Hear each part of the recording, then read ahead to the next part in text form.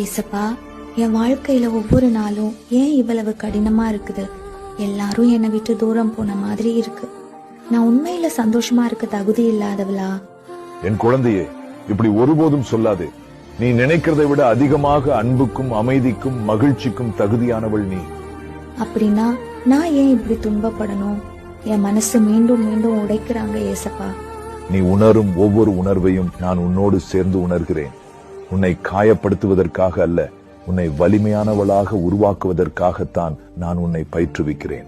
ஏசப்பா, சில நேரத்துல நான் மிகவும் சோர்ந்து போறேன். எல்லாத்தையும் தனியா தாங்க முடியல. என் குழந்தையே, எனக்கு தெரியும். நீ இரவில் அழும்போது நான் உன் பக்கத்தில் உட்கார்ந்திருக்கிறேன். உன் இதயம் வெறுமையாக உணரும் போது நான் உன்னை தேற்றுகிறேன். ஏசப்பா, இந்த நிலை என் வாழ்க்கையில மாறுமா? ஆம் என் குழந்தையே, உன் கதை மாறும். இந்த நாட்கள் தான் நீ யார் என்பதை முழுமையாக இந்த